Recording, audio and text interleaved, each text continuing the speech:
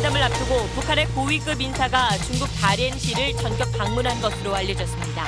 방문 인사가 김정은 위원장이며 시진핑 주석을 만났다는 얘기가 나와 그 배경에 관심이 쏠리고 있습니다. 청와대는 북중 간 긴박한 움직임에 촉각을 곤두세우고 있습니다. 중재자를 자처한 상황에서 북미 회담이 자칫 한미 대 북중 구도로 흐르지 않을까 우려하고 있습니다. 대진 침대가 라돈을 내뿜는 침대에 대해 리콜 조치에 들어갔지만 소비자 불안이 가라앉지 않고 있습니다. 원자력안전위원회는 매트리스를 비닐로 덮으면 영향을 줄일 수 있다고 했지만 이 또한 미봉책이라는 지적입니다. 2명의 목숨을 앗아간 경기도 양주 주택가 가스 폭발 사고가 고의 사고였을 가능성이 제기되고 있습니다.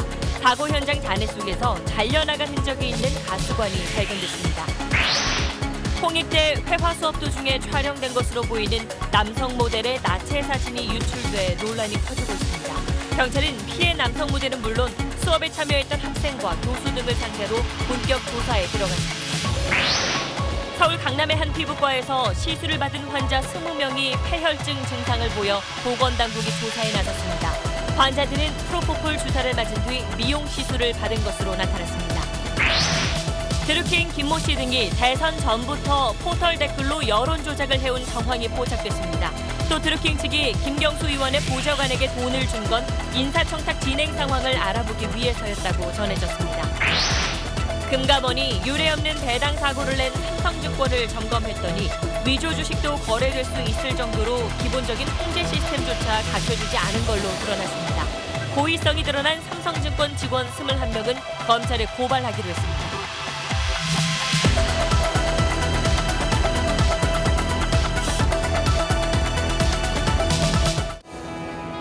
기름 없이 달리는 일상으로 매일을 바꾸는 현대수소 전기차. 이 지도에 표시된 곳이 중국 다롄인데 인천공항에서 비행기로 1시간 20분 정도 걸리는 항구 도시입니다. 방금 전해드린 대로 과거 김일성 주석과 김정일 위원장도 방문했던 곳입니다. 자, 이번에 다롄을 방문한 북한 최고위급 인사가 김정은 위원장이 맞다면 지난 3월에 이어 약 40일 만에 다시 중국을 찾은 겁니다. 지금 이 시점에 중국에 간 속내가 뭘지 이어서 정상엽 특파원이 분석했습니다. 지난 3월 김정은 위원장의 깜짝 방중은 시진핑 주석의 얼굴을 환하게 만들었습니다. 북중 간 오랜 냉각 상태를 한 번에 녹였습니다. 중국 예술단의 평양 공연 때도 중국 외교수장의 11년 만에 방북 때도 김 위원장은 북중 관계를 선대의 귀중한 유산으로 추켜세우며 양측의 밀착을 거듭 강조했습니다. 金正恩委员长积极地评价了中朝关系，并且呢积极地评价中方为朝鲜半岛和平稳定所做出的积极的贡献。 시 주석의 방북이 북중 관계 회복의 정점일 걸로 예상했지만 김 위원장은 답방전 재방중이란 특유의 주도적인 승부수를 던졌습니다. 중국산 항공모함의 첫 시험 운항을 축하하는 동시에 군 행사도 함께하는 모습을 드러내 혈맹 관계 과시를 시도했을 가능성이 높습니다. 또 판문점 선언에서 불거진 중국 배제론을 해명하고 중국 역할론을 강조해 시 주석의 마음을 끌어당기려는 의도도 보입니다. 트럼프 대통령을 직접 상대해본 시 주석에게 북미 회담 조언을 구해 자연스레 동지의식도 공유할 수 있습니다. 김정은 위원장이 북미 회담을 앞두고 미국의 압박에 대한 불안감을 내비친 거란 평가도 있지만 중국을 든든한 후원자로 내세워 대미 협상력을 키우려는 의도가 커 보인다는 분석이 많습니다. 베이징에서 SBS 정성엽입니다. 지난 3월 김정은 위원장이 열차를 타고 중국 베이징을 깜짝 방문했을 때 이 도로가 통제되고 철로 주변에 가림막이 설치되기도 했었는데 어제 오늘 다롄 분위기가 바로 그랬습니다. 항공기 이륙과 착륙이 통제되고 시내 곳곳에서 삼엄한 검문 검색이 이루어졌습니다. 중국 다롄 현지 분위기를 이홍갑 기자가 전해드립니다. 야오닝성 다롄 시내 주요 도로변에는 공안들이 촘촘히 배치돼 삼엄한 경계를 펼칩니다. 중국 고위 관료들의 차량이 줄지어 지나가는 모습도 포착됐습니다. 외국 정상들의 회담 장소로 이용되는 방추이다오로 들어가는 도로는 진입이 통제됐습니다. VIP 어떤 동선 이런 걸 얘기하지 않지 않습니까? 직함이나 명칭 이런 거를 명확하게 말을 하지 않고 까오관이라고 말할 정도로 그래서 교통 통제가 좀 된다. SNS에는 그제부터 교통 통제가 심해졌다는 글이 잇따라 올라왔습니다. 다롄공항은 어제 오전 11시부터 오후 2시까지 이착륙이 전면 금지된 데 이어 오늘 정오부터 또다시 탑승 수속이 중지됐습니다. 북한 비행기가 오늘 오후 4시 20분쯤 다롄공항을 이륙할 때까지 일반 승객들이 공항으로 들어가는 것을 엄격히 통제했습니다. 밖에 대기를 하고 있는데 상황 자체가 하중 수속도 불가능하고 보통 비행기 탈 때 하는 그 신체 검사, 안전 검사 부분이 아예 지금 클로즈되어 있는 것으로 보입니다. 공항 일부 지역에는 가림막이 설치됐던 것으로 알려졌습니다. 피디들이 지금 오셨었는데 듣기로는 김정은이가 왔다는 얘기도 있고. 최고 수준의 이런 삼엄한 경계와 검문 통제는 국가 지도자급의 방문 때나 볼 수 있는 모습으로 지난 3월 김정은 위원장의 베이징 방문 때를 연상케 한다는 게 현지 사람들의 말입니다. SBS 이홍갑입니다. 네. 북한 최고 지도자들은 과거 중국을 방문할 때 꼭 전용 열차를 이용했습니다. 그런데 만약에 김정은 위원장이 이번에 전용기를 타고 다롄에 간 거면 북한 지도자로서는 하늘길을 이용한 첫 외국 방문이 되는 겁니다. 그 의미를 김하영 기자가 분석했습니다. 꼬리에 커다란 별 모양이 선명한 이 비행기, 참매로 불리는 김정은 위원장 전용기입니다. 지난 2월 김여정 특사도 이 전용기로 방남했습니다. 김정은 위원장 전용기가 남쪽이 아닌 해외 방문에 활용된 건 이번이 처음입니다. 최룡해가 김정은의 특사로서 2013년에 베이징을 방문했을 때 같은 경우에는 전용기를 사용한 것은 아니고 그때 이제 고려항공 특별기를 사용했어요. 현재까지는 남한을 방문했을 때만 활용됐다라는 것이죠. 특히 북한 최고 지도자는 그동안 중국을 오갈 때 극도의 보안을 위해 왕복 이틀이 걸리는 전용 열차를 이용했습니다. 지난 3월 말 극비리에 진행된 김 위원장의 베이징 방문에도 전용 열차가 이용됐습니다. 7년 전 김정일과 같은 방식이라 북중 교류가 여전한 비밀주의에 머물고 있다는 지적이 나왔습니다. 그러나 이번엔 김정은 위원장이 전용기로 방중했다면 정상국가 지도자로서 이미지 구축도 감안한 걸로 보입니다. 또 북한발 항공기에 대한 화물 수색 등 대북 제재가 여전한 상황에서 북중 간 밀착을 과시하는 거란 해석도 있습니다. 포괄적으로 유엔 안보리의 미국의 독자 제재에 해당될 수 있기 때문에 제재 이런 부분에 대해서는 모두 중국이 책임진다. 그러한 하나의 이 조건 충족되기 때문에 간 것이 아닌가 저는 그렇게 보죠. 지난 2월 평창올림픽을 계기로 북한 고위급 대표단이 전용기를 타고 올 때 우리 정부는 미국 등 국제사회에 사전 양해를 구했습니다. SBS 김하영입니다. 네, 이렇게 김정은 위원장의 중국 방문 이야기가 흘러나오고 있는 가운데 이 북한과 미국의 정상회담 날짜 또 장소는 오늘도 나오지 않았습니다. 대신 이 트럼프 대통령은 또 하나의 주요 현안, 이란 핵협정 탈퇴 여부를 우리 시간으로 내일 새벽 발표할 예정입니다. 이게 과연 북미 정상회담에 어떤 영향을 끼칠지 워싱턴 손성민 특파원이 분석했습니다. 트럼프 대통령의 예고 뒤 나흘째, 북미 정상회담 날짜와 장소에 대한 공식 발표는 나오지 않고 있습니다. 대신 트럼프 대통령은 내일 이란 핵협정에 대한 결정을 발표할 거라며 예고편을 추가했습니다. 2015년 체결된 이란 핵협정은 이란이 핵무기 원료를 15년 동안 생산하지 않는 걸 전제로 미국을 포함한 주요 6개국이 경제 제재를 푸는 내용입니다. 하지만 트럼프 대통령은 검증이 불가능한 사상 최악의 협상이라며 탈퇴를 시사해왔습니다. It's a bad deal. Should have never ever been made. 미국이 탈퇴하면 마찬가지로 비핵화가 의제인 북미 정상회담에 미칠 영향도 주목됩니다. 미국이 이렇게 약속을 깨면 북한이 어떻게 믿겠느냐는 지적에 트럼프 대통령은 거꾸로 받아쳤습니다. I think it sends the right message. You know, in 7 years, and Iran is free to go ahead and create nuclear weapons. 이란의 사례가 되풀이되지 않도록 북한에게 일괄적인 핵 폐기와 철저한 검증을 다짐받겠다는 메시지입니다. 이란 핵협정 발표라는 변수가 끼어들면서 이번 주 초로 예상됐던 북미 회담 발표는 하루 이틀 더 미뤄질 가능성이 커졌습니다. 워싱턴에서 SBS 손성민입니다. 네, 안정식 북한 전문 기자와 좀 더 이야기해 보겠습니다. 지금 좀 전에 CCTV에서도 발표가 나왔고 지금 조선중앙TV에서도 지금 리춘희 씨인가요? 계속 뭔가 발표를 하고 있는 것 같은데 어떤 내용인가요? 예, 지금 북한하고 우리하고 이제 30분 시차가 없어졌기 때문에 그렇죠. 거기도 메인 뉴스 8시에 하거든요. 네. 조금 전에 발표가 나왔는데 그러니까 5월 7일부터 8일 어제 오늘 사이에 대련실을 방문을 했고 시진핑과 또다시 상봉을 했다. 그리고 보니까 김여정이 같이 갔나요? 여동생이 김여정이 같이 갔고 리수용, 김영철, 리용호 이런 인사들이 수행을 했고요. 그리고 이제 시진핑의 언급으로 나온 걸 보면 북중 두 나라는 운명 공동체다. 그리고 확고부도 간 관계다라는 걸 강조를 했습니다. 강조를 했고 보면 지역의 평화 안정을 위해서 일관되게 노력하고 있는 이 중대한 조치에 대해서 높은 평가와 지지를 표명했다라는 얘기가 나왔고요.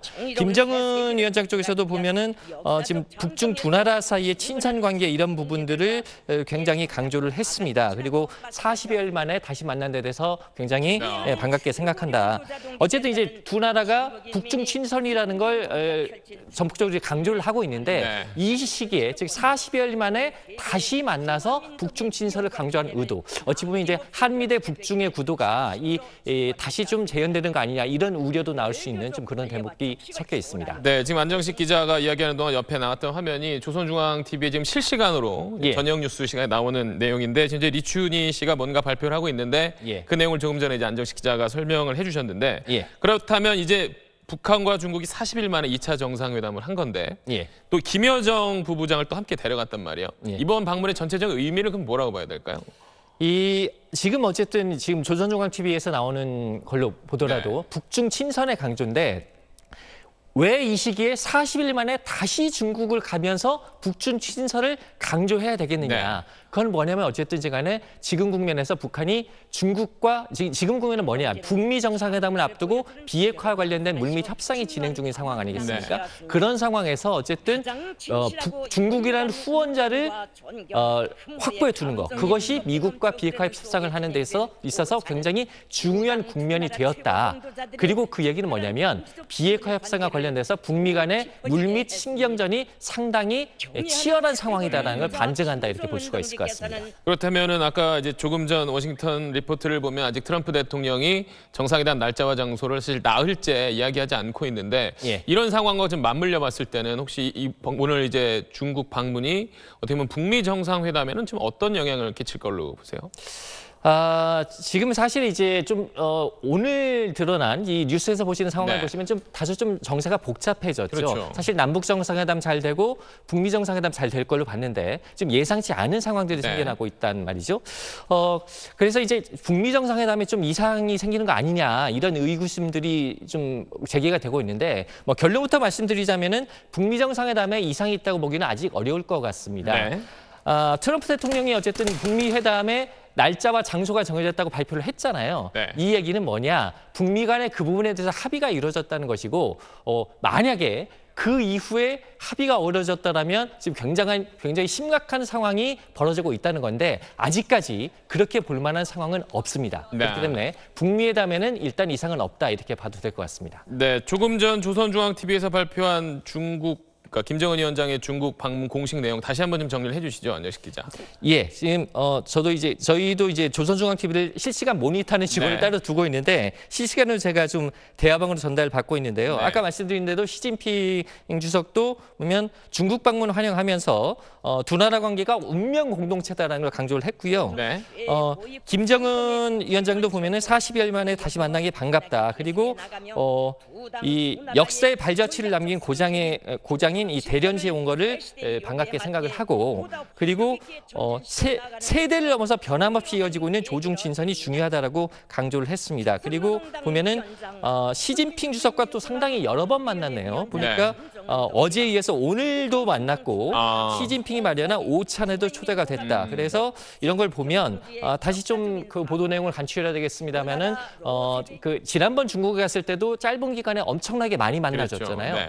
그리고 그런 걸 보면 이번 이번에도 시진핑 주석과 김정은 위원장이 이틀밖에 안 되지만 상당히 좀 여러 번 만났을 걸로 지금 보도가 되고 있는 것 같습니다. 그러니까 최근에 왕이 이제 외교부장이 북한을 갔다가 그 이후에 곧바로 이제 김정은 위원장이 중국을 방문해서 오찬과 함께 상당히 이제 환대를 받았고 1박 2일의 짧은 방문이었지만 시진핑 주석도 상당히 김정은 위원장을 좀 극진히 좀 접대한 환대한 그런 느낌이 드네요. 예, 사실 이렇게 왕이 부장이 북한에 왔다 간 지 얼마 만에 다시 갔다. 그리고 40일 만에 중국 방문 다시 했다는 건 상당히 이례적인 상황이라고 봐야 됩니다. 네, 알겠습니다. 잠시 뒤 조선중앙TV 발표 내용이 다시 한번 정리되면 저희가 다시 한번 이야기해보죠. 안정식 기자였습니다. 자, 이런 가운데 북한이 우리 공역을 지나서 제3국으로 가는 하늘길을 만들겠다고 국제기구에 제안한 사실이 확인됐습니다. 국제민간항공기구는 이 담당자들을 어제 평양에 파견했습니다. 김수영 기자입니다. 북한이 지난 2월 우리 측 비행정보구역을 거쳐 제3국으로 이어지는 연결 항로 개설을 국제민간항공기구 이카오에 제안했습니다.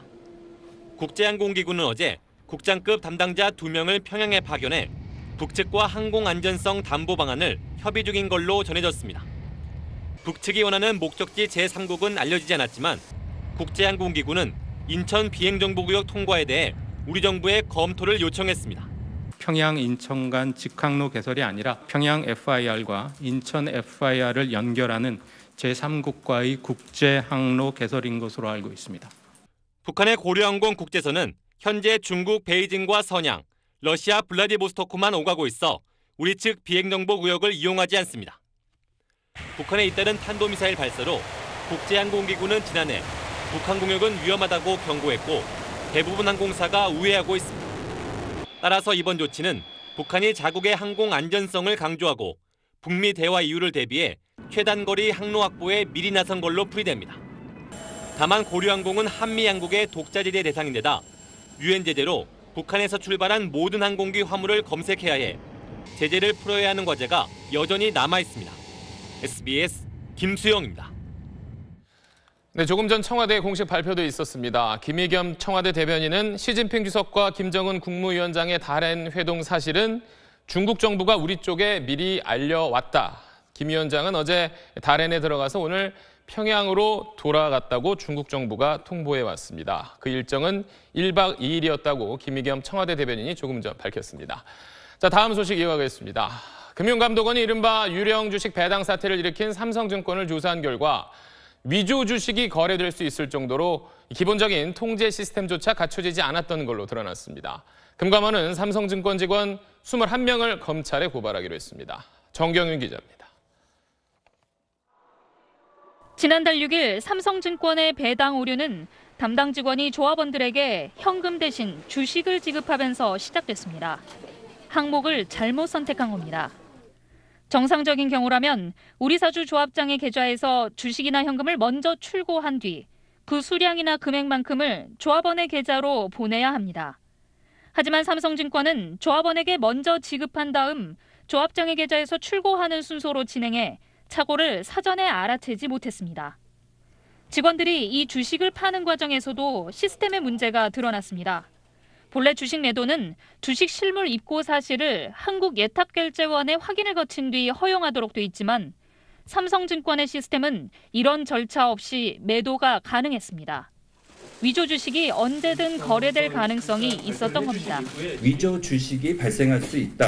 그다음에 외탁결제는 확인 전 매도될 수 있는 실물 주식 입고 시스템은 증권회사가 해야 될 가장 기본적인 업무도 사실은 위반한 것으로 판단하고 있습니다. 금융감독원은 주식 매도에 고의성이 있다고 판단한 삼성증권 직원 21명을 배임 횡령 혐의로 검찰에 고발하기로 했습니다. 또 조사 과정에서 삼성증권이 삼성 SDS와 반복적으로 수의 계약을 하며 일감 몰아주기를 한 혐의도 포착돼 공정위에 통보하겠다고 밝혔습니다. SBS 정경윤입니다. 분식 회계 의혹을 받고 있는 삼성바이오로직스가 금감원을 향해 민감한 정보를 무분별하게 공개하고 또 노출하고 있다면서 오늘 홈페이지에 불만을 드러냈습니다. 금융감독원은 사전 통지 사실을 공개한 건 투자자 보호 차원이었고 통지 내용은 유출하지 않았다고 맞섰습니다. 하지만 공개 여부를 둘러싼 입씨름보다 더 중요한 건 당시에 회계 부정이 있었는지 그리고 과연 그게 이재용 부회장의 경영 승계를 위해 삼성물산과 제일모직 합병에 유리하게 활용됐는지 여부입니다. 정현 기자입니다. 0.35대 1, 삼성물산과 제일모직의 합병 비율입니다. 비율이 결정된 시점은 2015년 4, 5월 사이인데 삼성바이오로직스의 회계처리 변경은 2015년 말에 이뤄졌습니다. 때문에 삼성바이오로직스는 회계처리 변경이 합병 비율에 영향을 주지 않았다고 반박하고 있습니다. 하지만 시민단체들의 시각은 다릅니다. 삼성바이오로직스가 자회사인 바이오에피스를 관계사로 전환하는 회계처리 변경으로 적자에서 흑자가 됐고 삼성바이오로직스의 최대 주주인 제일모직의 합병에 대한 정당성을 뒷받침해주는 데 활용됐다는 겁니다. 합병 회계처를 위해서 삼성바이오에피스 주식 평가를 해본 것에 불과합니다. 근데 그것을 근거로 해서 마치 2조 원 이상의 시너지가 합병 후에 발생한다는 식으로. 결국 자회사에서 관계사로 전환한 것이 국제회계 기준에 맞는 것인지가 핵심 쟁점입니다. 삼성바이오로직스 측은 당연히 국제회계 기준에 따른 것이라고 주장하지만 금감원은 납득할 만한 정황이나 상황이 없고 회계 기준이라고 하는 것 자체에 해석의 여지가 많은데 사전 문의도 없었다고 밝혔습니다. 일각에서는 금감원이 분식회계를 입증할 문건이나 서신, 내부 제보를 확보해 강하게 밀어붙이고 있다는 전망도 나오고 있습니다. SBS 정연입니다. 다음 소식입니다. 조양호 회장 가족 밀수 의혹에 대한 수사를 계기로 관세청이 TF를 구성해 밀반입 방지 대책을 마련하고 있습니다. 하지만 이런 밀반입과 무관하지 않은 관세청이 책임을 회피하려는 게 아니냐는 비판이 나오고 있습니다. 조성현 기자의 보도입니다. 조양호 회장 가족의 밀수 통로로 처음 거론된 곳은 공항 상주 직원들의 통로입니다. 공항 상주 직원들만 이용하기 때문에 이곳을 통해 밀수품을 들여온 것 아니냐는 의혹이 일었습니다. 관세청이 TF를 만들어 밀수 방지 대책을 만들기로 하면서 우선 상주 직원 통로에 대한 감시 강화가 거론되고 있습니다. 하지만 대한항공 직원들은 사주 가족의 짐은 수화물 수취 구역에서 직원이 카트에 싣고 세관을 통과한다며 상주 직원 통로에 초점을 맞추는 건 세관의 책임 회피라고 주장했습니다.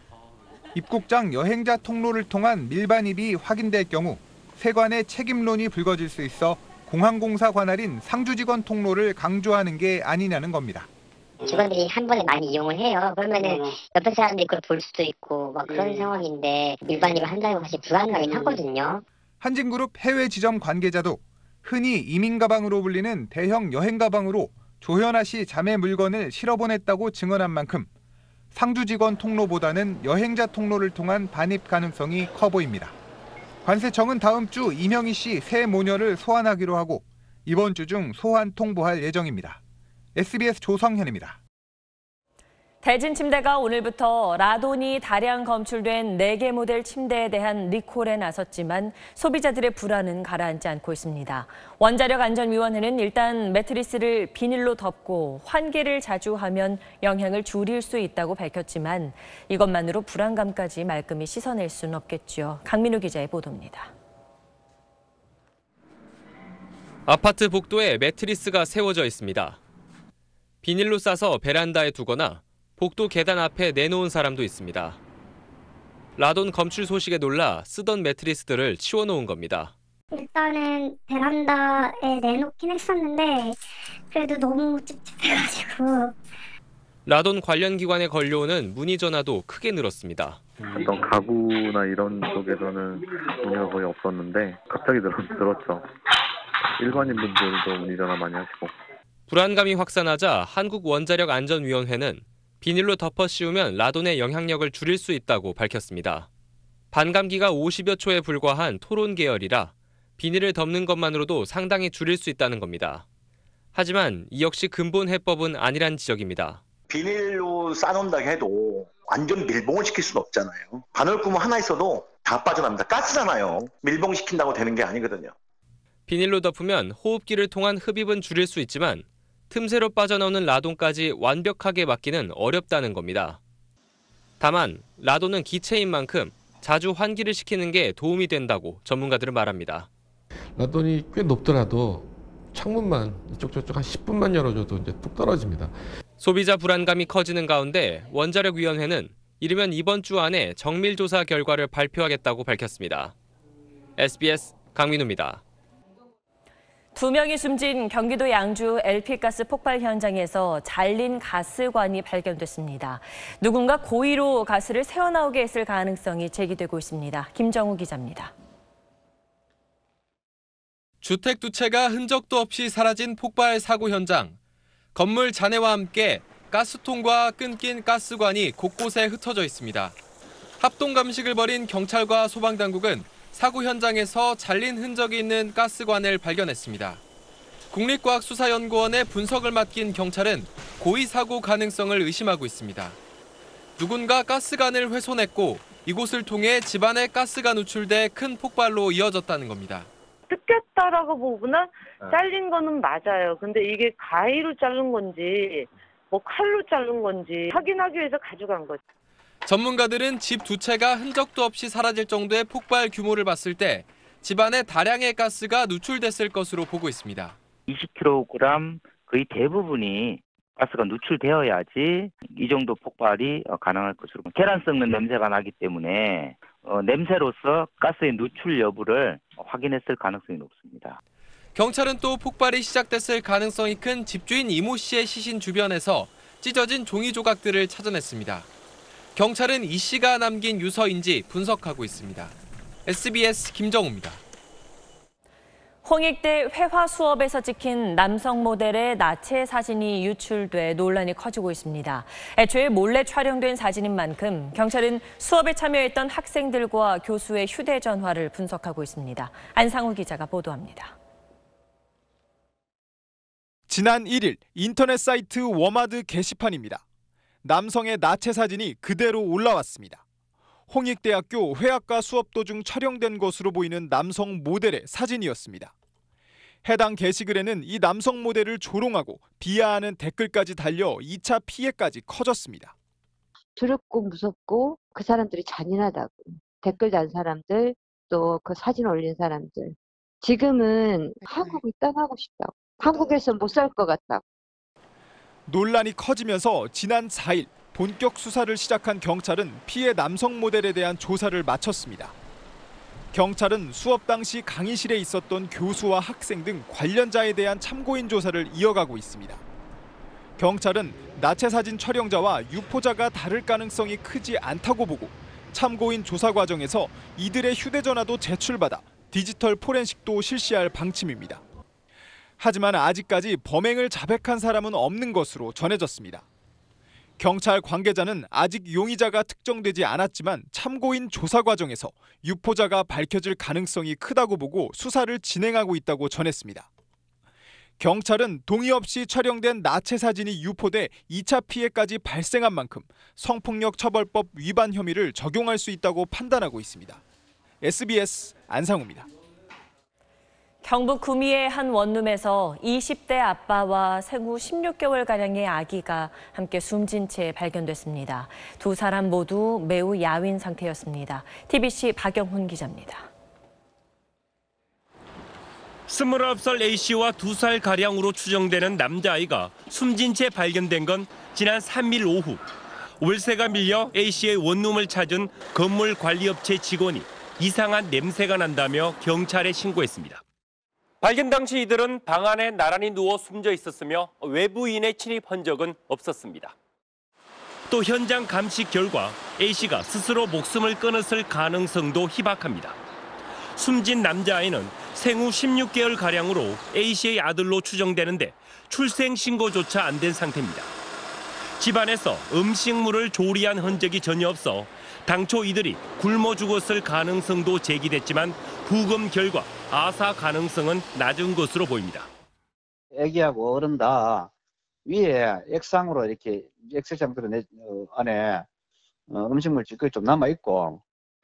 경찰은 2명 모두 매우 야윈 상태고 평소 A씨의 건강 상태가 좋지 않았다는 진술, 그리고 부검에서 숨진 남자아이가 폐렴을 앓았다는 사실을 확인했습니다. 그래서 A씨가 질병으로 갑자기 숨졌고 홀로 남은 아이도 영양실조 등으로 사망했을 가능성에 무게를 두고 있습니다. 특별한 직업이 없었던 A씨는 기초생활수급과 의료비 지원 등의 혜택을 받기 위한 서류를 신청한 적이 없는 것으로 나타났습니다. 경찰은 정확한 사망 원인을 밝히기 위해 몸속에서 발견된 음식물의 독극물 검사 등을 진행할 예정입니다. TBC 박용훈입니다. 강남의 한 피부과에서 레이저 시술을 받은 20명이 집단 폐혈증 증상으로 치료를 받고 있습니다. 시술 전 환자들이 수면 유도제를 맞는 과정에서 감염이 일어났을 가능성이 큰 것으로 추정됩니다. 이현영 기자입니다. 보건당국 관계자들이 양손에 종이봉투를 들고 집단 이상 증세가 발생한 피부과 병원 건물을 빠져나옵니다. 경찰과 보건당국은 6시간에 걸쳐 역학조사를 벌였습니다. 어제 해당 피부과에서 시술을 받은 21명 가운데 20명이 이상 증세를 보여 병원 치료를 받고 있습니다. 똑같이 복통과 어지럼증, 구토를 동반한 폐혈증 증상을 호소하고 있습니다. 모두 프로포폴 주사를 맞고 리프팅 같은 피부 레이저 시술을 받은 걸로 알려졌습니다. 오한, 설사, 복통 이런 증상들이 여러 명이 발생했고 다 대충 비슷한 증상들이. 피해자들은 피부과 의료진에게 이상 증세를 호소하자 수면 유도제인 프로포폴 변질이 의심된다는 말을 들었다고 경찰이 진술했습니다. 경찰과 보건당국은 프로포폴의 보관과 주사 과정에서 오염이 발생했거나 주사기 재사용의 가능성을 배제하지 않고 있습니다. 경찰은 병원장 등 직원 10명을 참고인 신분으로 불러 조사하고 있습니다. SBS 이현영입니다. 네, 김정은 위원장이 중국 다롄을 1박 2일 동안 방문해서 시진핑 중국 국가주석과 회담을 했다고 조금 전 북한과 중국 언론들이 동시에 보도했습니다. 그럼 먼저 북한 조선중앙TV에서 조금 전 발표한 내용 직접 들어보시겠습니다. 조중 두 당 두 나라 사이의 친선의 역사에 터키할 새로운 전성기가 펼쳐지고 있는 속에 두 나라 최고 영도자들의 의의 깊은 상봉과 회담이 중국 론용성 대련시에서 진행됐습니다. 경의하는 최고 영도자 김정은 동지께서 5월 7일 오전 전용기를 타시고 평양을 출발하셨습니다. 네, 오늘 이춘희 씨가 발표한 내용이 꽤 긴데 저희가 아마 지금 시작 부분만 좀 보여드렸는데 뭐 어떤 내용을 이야기했는지 좀 정리를 해주시죠. 예, 지금 조선중앙TV하고 중국 CCTV가 동시에 보도를 했는데요. 뭐 양쪽 다 이제 북중 친선을 강조한 내용이 있고요. 그리고 현 정세와 관련된 내용을 좀 간추려 보면 북한 쪽 발표에서 이제 김정은 위원장 그 연회 때 답례 연설 중에 동북아 평화를 위한 역사적 장정에서 노력을 해나갈 것이다 이렇게 얘기했다는 부분이 있고요. CCTV 쪽의 보도 내용을 보면 지금 나오는 화면이네요. 연정식 기자 옆에 나오는 지금 CCTV 보도 화면이죠. 예, 그렇습니다. CCTV 쪽 보도를 보면 김정은 위원장이 유관 측, 즉 관계된 측이죠. 관계된 측이 대북 적대 정책을 없애면은 핵을 보유할 필요가 없다. 그리고 한반도 비핵화 시대는 북한의 확고한 입장이다라고 얘기를 했다라고 중국 CCTV가 보도를 하고 있습니다. 이걸로 봐서는 어쨌든 이번 중국 방문을 통해서 어쨌든 북한이 비핵화할 의지가 있다. 근데 어쨌든 미국과의 협상이 좀 녹록치 않은 부분이 있으니까 어쨌든 중국한테 좀 도와달라. 우리가 잘 협상해서 비핵화 과정으로 갈 수 있게 도와달라라고 하면서 북중 친선을 강조하는 그런 쪽의 맥락에서 지금 방중이 기획이 된 것 같습니다. 네, CCTV 화면 좀 계속 저희가 보면서 좀 이야기 나누겠습니다. CCTV 화면 준비된 것 좀 한번 보여주시죠. 제가 조금 전에 나온 화면을 보니까 얼마 전 이제 판문점에 왔었던 그 낯익은 얼굴들이 보이는데 북한 측에 뭐 리용호 외무상 또 김영철 통전부장도 있었고 지금은 아무래도 다롄 현지를 함께 지금 걷고 있는 것 같네요. 아, 그러네요. 다롄 그 바닷가에서 산책을 하는 모습이네요. 지금 북한 쪽 보도 내용 보면은 1박 2일간의 방문인데 어제 시진핑 주석이 연회를 베풀었다고 돼 있고 오늘 오전에도 회담이 있었고 오찬도 있었다고 돼 있습니다. 근데 지금 보는 화면은 보니까 이제 바닷가에서 산책을 하는 거잖아요. 그렇게 본다면 어제 비행기를 타고 대련에 가서 오늘까지 뭐 한 차례 회담, 두 차례 식사 그리고 산책까지 해서 시진핑 주석이 거의 1박 2일 내내 김정은 위원장과 함께 있지 않았나 생각이 됩니다. 아까 아까는 이제 확대 회담, 여러 이제 수행원들이 배석한 상태의 회담을 했었고, 지금은 양측이 이제 통역만을 이제 동행한 채 두 최고 지도자가 이제 바닷가에서 마치 얼마 전 판문점 도보다리 회담하듯이 두 정상이 딱 만나서 정말 개인적인 이야기를 나누고 있는 것 같은데, 사실 이런 모습도 상당히 이례적이에요. 예, 그러니까 사실 지금 40여일 만에 사실은 이번에 이제 시진핑 주석이 답방할 차례인데 그게 아니라 40여일 만에 김정은 위원장이 중국을 다시 갔다는 것도 이례적이고, 그리고 이번에도 지금 극진한 환대를 시진핑 주석이 베풀고 있다는 거, 즉 북중 친선, 북중 우호를 강화하는 게 중국 입장에서도 미국과의 그 미중 경쟁 구도 속에서 북한을 끌어안는 게 그만큼 중요하고, 북한 입장에서도 비핵화 협상 과정에서 중국을 후원자로 확보하는 것이 자신들의 대미 협상에서 유리한 위치를 차지할 수 있다는 양자 이해관계가처럼 좀 이례적인 장면을 만들고 있다라고 볼 수 있을 것 같습니다. 네, 알겠습니다. 안정식 북한 전문 기자였습니다. 자, 이번엔 국회 소식 알아보겠습니다. 국회 정상화를 위한 여야 협상이 오늘도 파행을 거듭하고 있습니다. 국회 취재기자 연결해서 지금 상황 알아보겠습니다. 최고은 기자. 네, 국회입니다. 네, 오늘이 정세균 국회의장이 제안했던 협상의 마지노선이었는데 좀 진전이 있었나요? 네, 각 당이 이해득실만 따지면서 줄다리기가 끝나지 않고 있습니다. 오전에 국회의장 주재로 원내대표들이 한 번 모였고요. 오후 5시 40분에 다시 모였지만 타결에 실패했습니다. 현재 한국당과 바른미래당은 민주당의 선택만 남았다면서 기다리고 있는 상황인데요.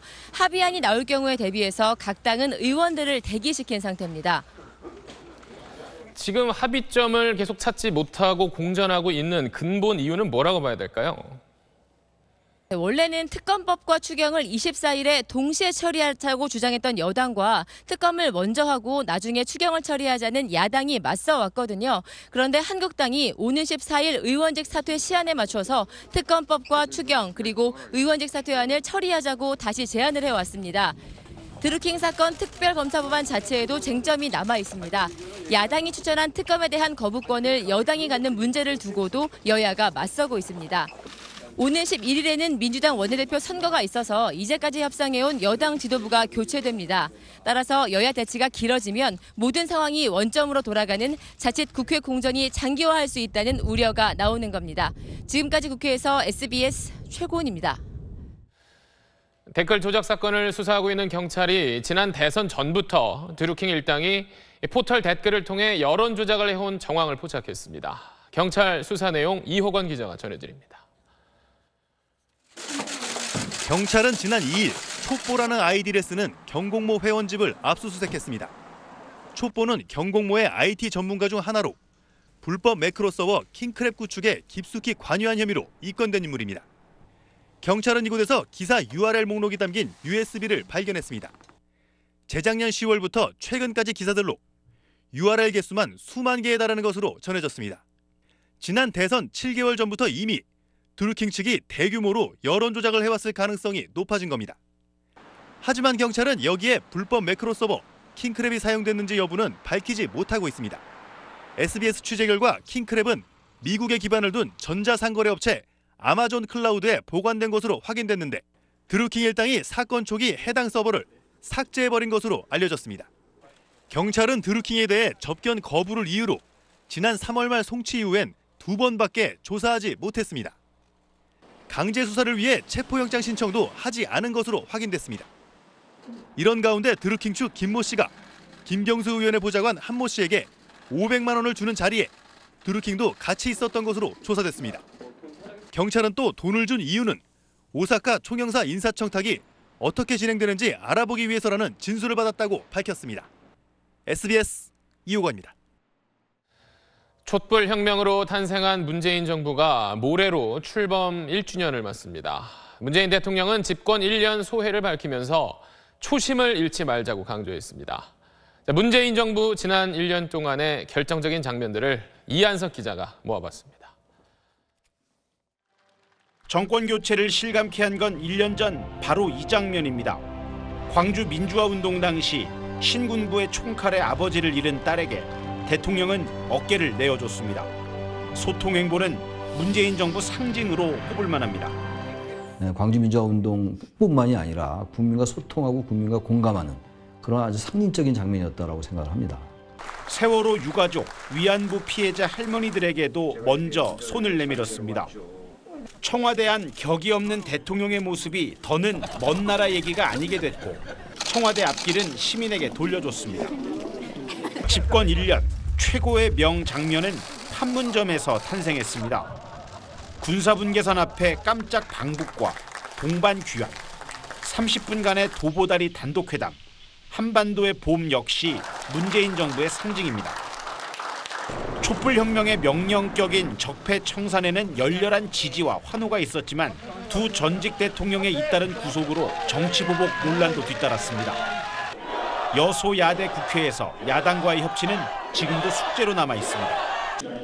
문 대통령은 오늘 집권 1년의 소회를 밝히면서 남은 4년을 위한 초심을 강조했습니다. 자만에 빠지지 않도록 처음 출범하던 그날의 각오와 다짐을 다시 한번 새롭게 해주시길 당부드립니다. 또 청와대는 인사검증 비판을 겸허히 받아들인다며 미투 논란, 해외 출장 관련 등 검증 항목을 보완한 개선책을 밝혔습니다. SBS 이한석입니다. 다음 소식입니다. 오늘은 어버이날이지요. 가정의 달인 5월은 그동안 소홀했던 가족을 챙길 수 있는 시기이기도 한데 가족 그 의미를 돌아보게 하는 영화도 잇따라 관객을 찾고 있습니다. 김영아 기자입니다. 사실은 저희 엄마 아들이에요. 어린 시절 미국에 입양돼 힘겨운 삶을 살던 주인공이 한국에서 만난 가족의 응원 속에 새로운 도전에 나섭니다. 내가 실력으로 지더라도 포기하면 안 돼. 무조건 이긴다. 그러나 가족으로 알았던 이들이 실은 남남이라는 게 드러나면서 주인공은 혼란에 빠집니다. 니 미쳤나? 왜? 내가 뭐 못할 짓 했어? 갑작스러운 사고로 남편을 잃은 주인공이 남편이 전처와 낳은 아들을 덥석 데려다 키웁니다. 낯설고 특별한 동거가 편할 리 없습니다. 밥은 먹었어? 네. 두 편 모두 한 집에 살지만 피 한 방울 섞이지 않은 이들의 이야기입니다. 그런데 영화를 본 관객들은 다들 가족 영화라고 말합니다. 옆에서 화이팅하고 힘을 주고 정말 사랑을 많이 주기 때문이라고 생각해요. 집이라는 공간과 혈연이라는 관계로 만들어진 가족. 그러나 가족을 지탱하는 건 공간도 핏줄도 아닌 다른 것일 수 있습니다. 힘들 때 항상 옆에서 힘이 돼주는 거.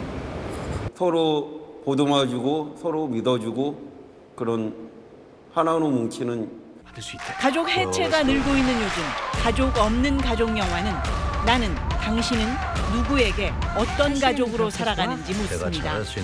SBS 김영아입니다.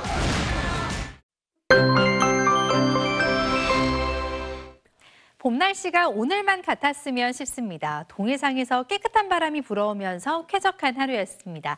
내일도 미세먼지는 보통 수준, 동풍의 영향을 많이 받는 동쪽 지방은 좋음 수준을 유지하겠습니다.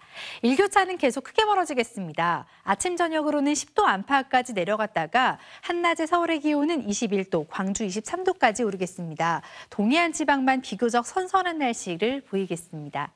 내일 가끔 구름 많은 날씨를 보이겠고 영동 지방은 아침까지 비가 조금 내리겠습니다. 내일도 해안을 중심으로는 바람이 꽤 강하게 불겠습니다. 당분간 일교차가 크게 벌어지겠고 비 예보는 일요일쯤 나와 있습니다. 날씨였습니다. 트럼프 미국 대통령이 북한 문제와 관련해서 잠시 뒤에 시진핑 중국 국가주석과 전화 통화를 할 거라는 소식 마지막으로 전해드리면서 어버이날 전해드린 8시 뉴스 여기서 마치겠습니다. 고맙습니다.